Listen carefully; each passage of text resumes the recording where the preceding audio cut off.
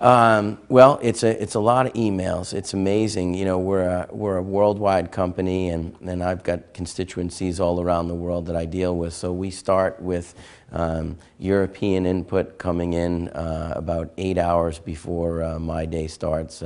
We've got the East Coast, the Latin American markets percolating.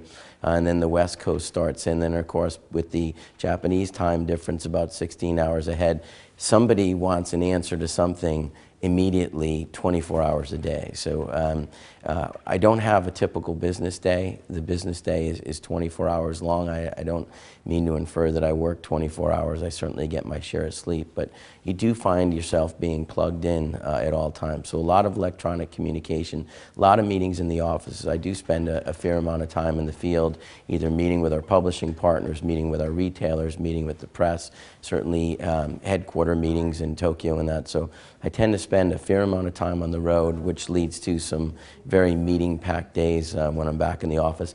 And I try to keep up on what's going on in the industry, which is a full-time job. I probably read about 3 or 4 hours worth of press a day on things that are going on in our industry. And if you've been out of touch for 2 days, you feel like you're light years behind what's going on in the business.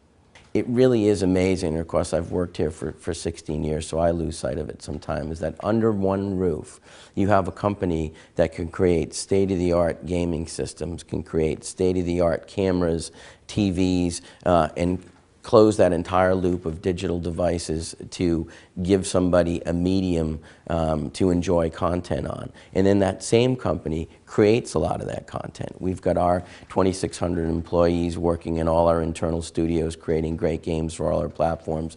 We've got Sony Pictures creating great movies. We've got Sony Music creating some of the great music content out there. And they're not dabbling in it. They're leaders in all their respective spaces. So to have all that great content and all that great hardware technology under one roof, I think makes us a formidable force, unlike any other company. And I certainly have a lot of respect for a lot of successful companies out there. But I think when you think entertainment and you think about resources, Sony's unmatched in that area. And that's a story that certainly people are aware of, but it's probably not top of mind when people are talking about entertainment and what's going on in it and who's really in the catbird seat in terms of being able to take advantage of all the trends.